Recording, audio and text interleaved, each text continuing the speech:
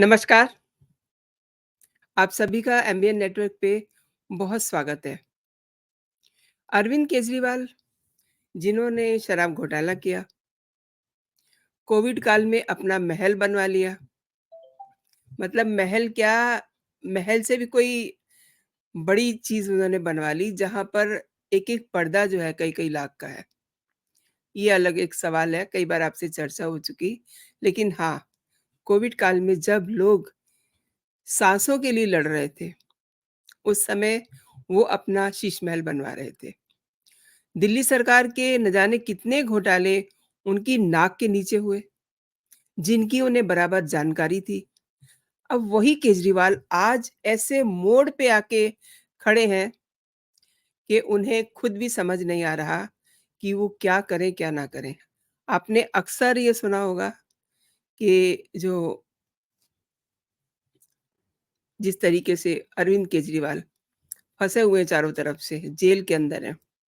ऐसा व्यक्ति चाहता है कि उसकी ज़मानत हो जाए, वो ज़मानत के लिए अप्लाई करता है, लेकिन अरविंद केजरीवाल आज ऐसे मोड़ पे खड़े हैं कि कोर्ट चाहता है कि केजरीवाल को अंतरिम ज़मानत मिल जाए। लेकिन मज़ाक ये है कि अरविंद केजरीवाल ने ना तो अंतरिम ज़मानत के लिए अप्लाई किया है और मोस्ट प्रोबेबली वो इसके लिए तैयार भी नहीं है। हाँ, कोर्ट में इस पे बराबर बहस हुई और ये बाद में डिसाइड किया गया कि हाँ, उनको अ, अंतरिम ज़मानत दी जानी चाहिए। अब केजरीवाल क्यों तैयार नहीं है, पूछिए? तो जेल के बाहर जो वोट माँगा जा रहा है, वो किस बात पे माँगा जा रहा है? देखिए, आपने देखा सत्येंद्र जैन, उनके फ़ोटोग्राफ्स बाहर आते हैं, वो क्या कर रहे होते हैं? उनकी मसाज हो रही है, उनकी सेवा हो रही है, इस तरीके की फ़ोटो आए। लेकिन केजरीवाल ने कौन-सा फ़ोटो उनका आज आप देख रहे हैं, जेल की सलाखों के पीछे। क्या साउंड करता है? कि यही उनका जो प्रोफ़ाइल है, इस समय चुनाव में उनके लिए बहुत फ़ायदेमंद है। तो वो क्यों ज़मानत माँगेंगे? जबकि ये बात कोर्ट ने भी कही उनके वकील से कि आपने ज़मानत के लिए अप्लाई क्यों नहीं किया? तो बड़ा अच्छा लॉजिक दिया उन्होंने कि ये तो कसूरवार ही नहीं है, इनकी तो गिरफ्तारी ही गलत है, तो हम ज़मानत क्यों लें? चलिए ठीक है।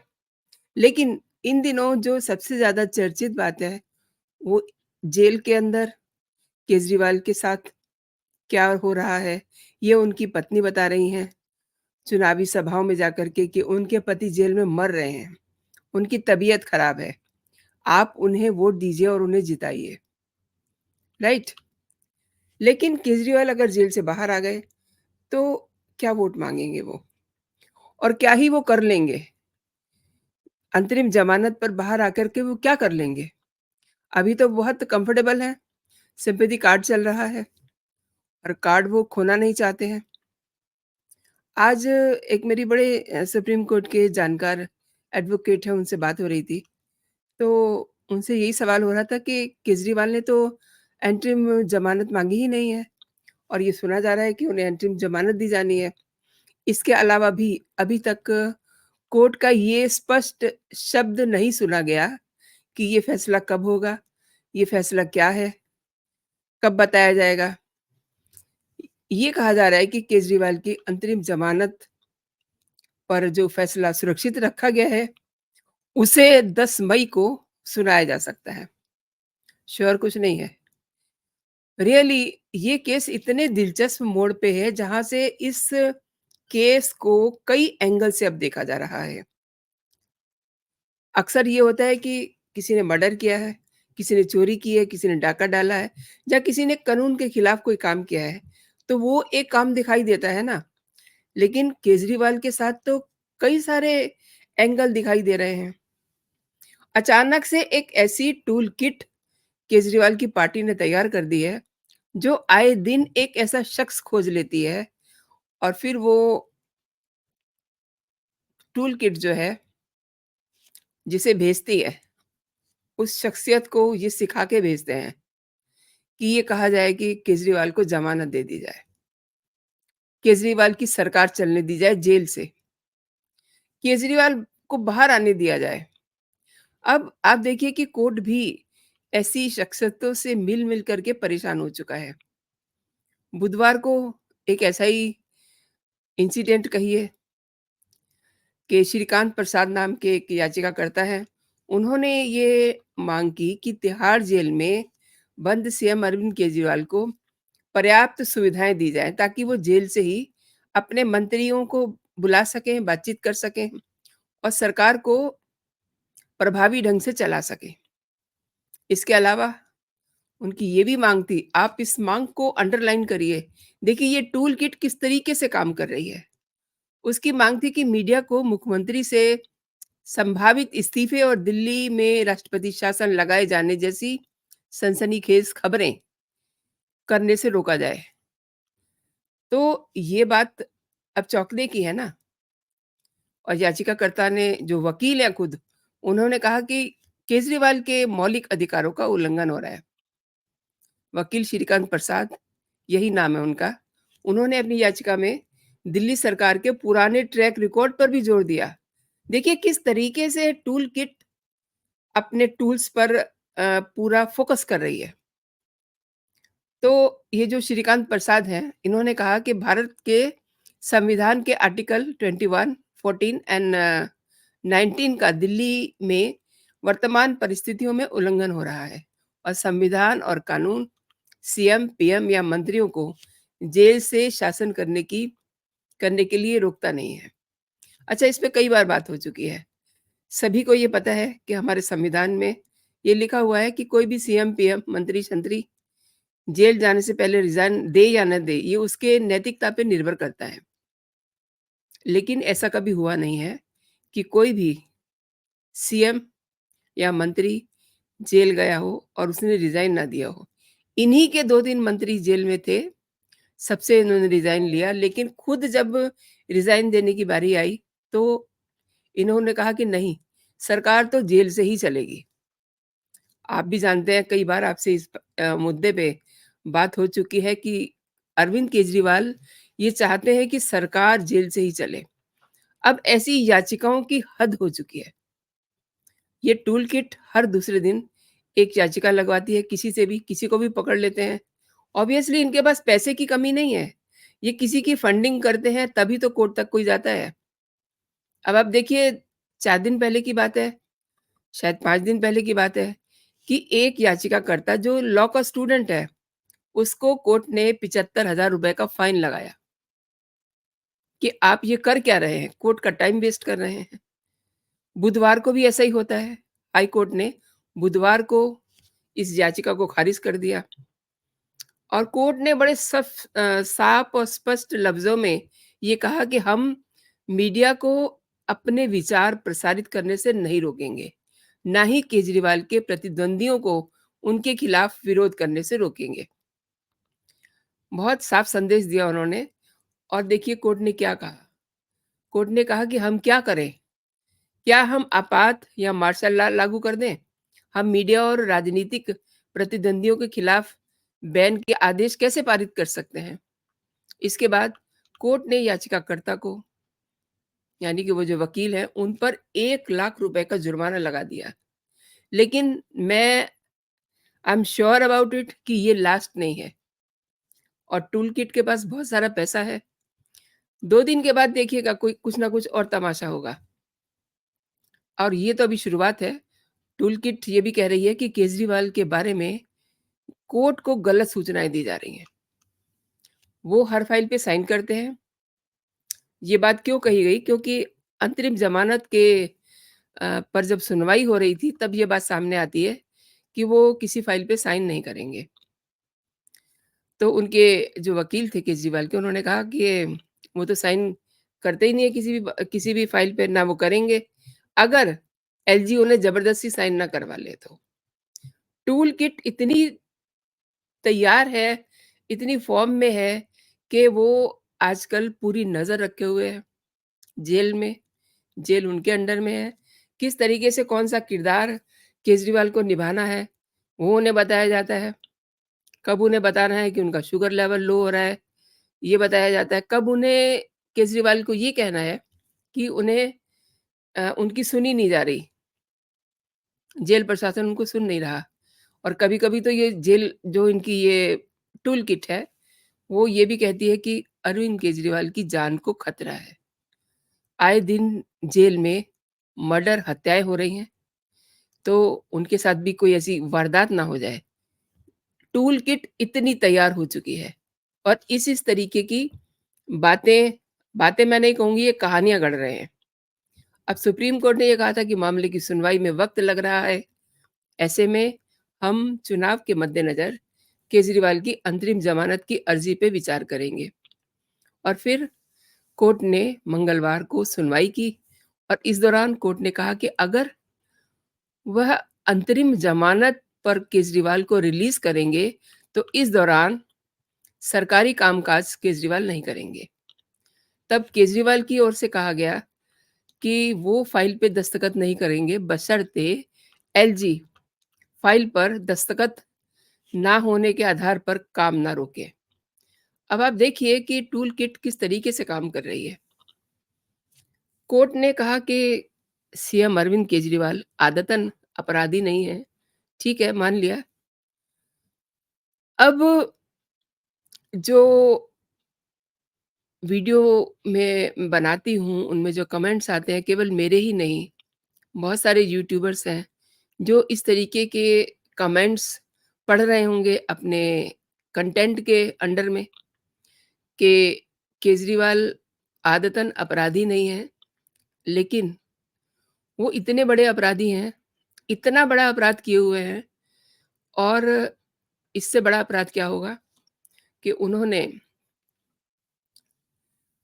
खालिस्तान से खालिस्तान के जो पन्नू हैं, जिसको भारत से भगा दिया गया है, जिसका संगठन भारत में बैन है, उससे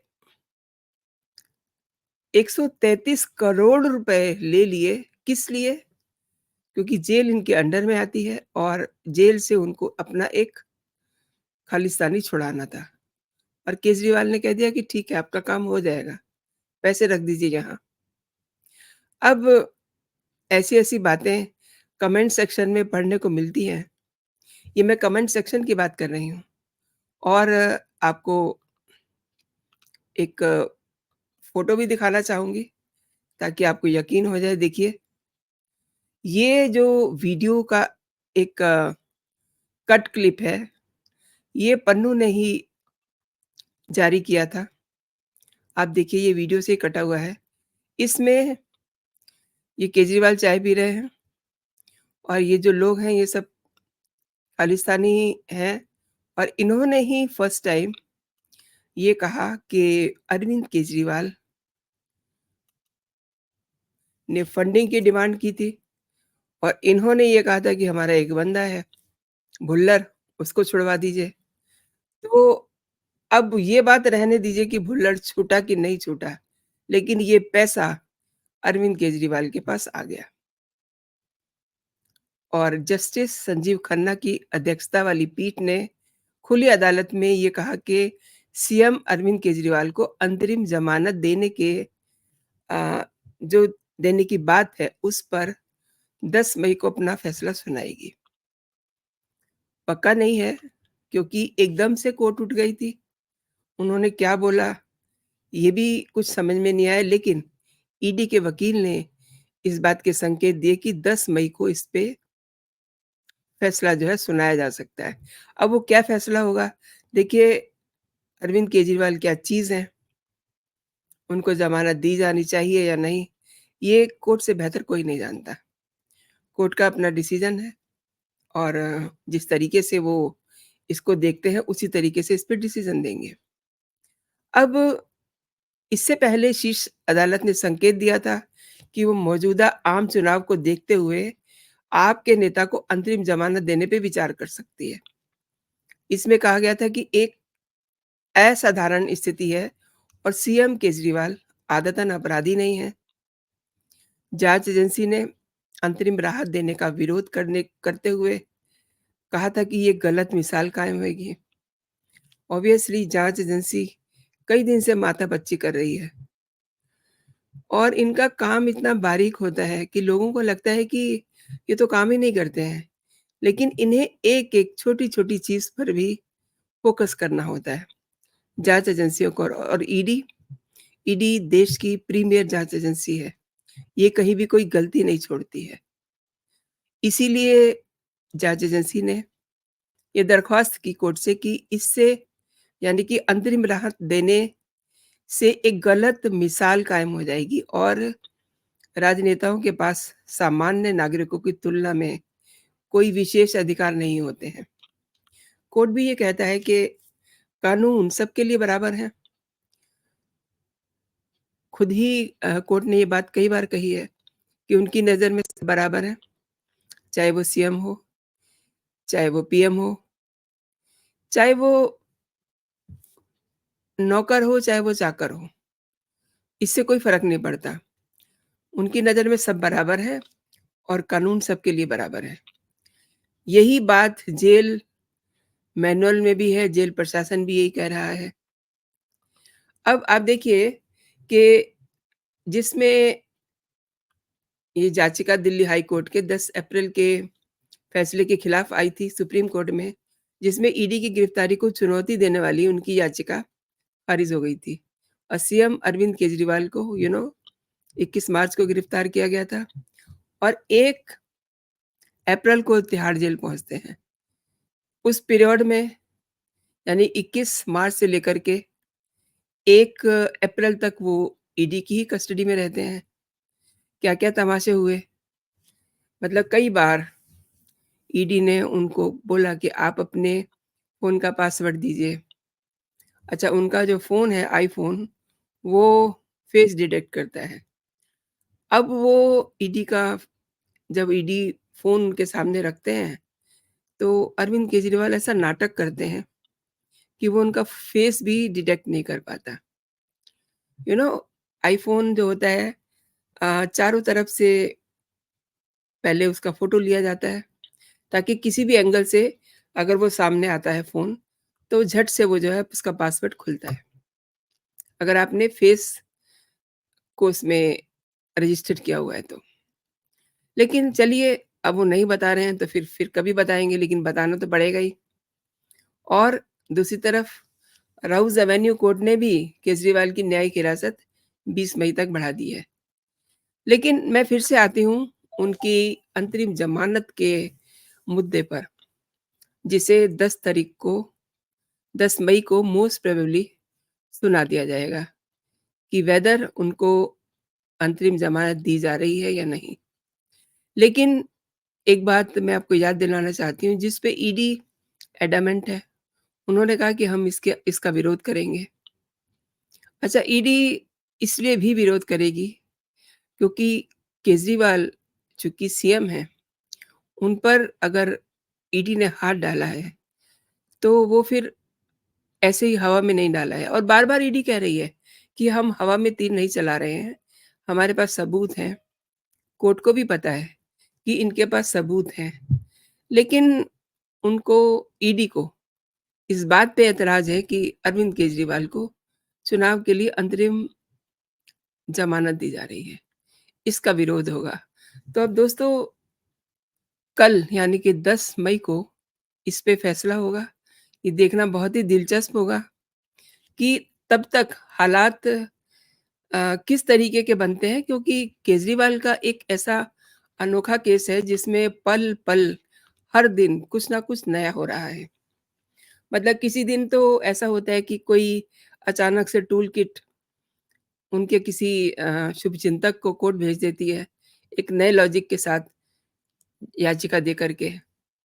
वो निपटता है, फिर इनकी अपनी ज़मानत का टाइम आ जाता है। वो निपटता है, फिर अब जैसे ये अंतरिम ज़मानत की बात शुरू हो गई है। तो जिस दिन से अरविंद केजरीवाल 21 मार्च से लेकर के 9 मई तक ना जाने कितने ड्रामे हो चुके हैं। हम आपको कितनी सारी ऐसी कहानियाँ बता चुके हैं, जो बहुत ही दिलचस्प हैं, बहुत ही हैरान करती हैं। और अब केजरीवाल की टीम में ये जो टूल किट पैदा हो गई है और हर दिन कुछ न कोई नया तमाशा करती है, ये बड़ी हैरान कर रही है। इस टूल किट का ये कहना कि सुप्रीम कोर्ट को वरिष्ठ वकील गलत जानकारी दे रहे हैं, इसका क्या मतलब होता है? आप बताइए इसका क्या मतलब होता है? मतलब वो क्या कहना चाह रहे हैं? किसके वकील, कौन से वकील, कुछ स्पष्ट नहीं है। लेकिन हाँ, कुछ ना कुछ ये टूल किट करती रहती है। अपने स्तर पे भी ये 10 बजे सुबह एक्स पर मजमा लगाते हैं और तमाम तरह की बातें करते हैं। केजरीवाल की पत्नी अलग तरीके के ड्रामे करती हैं।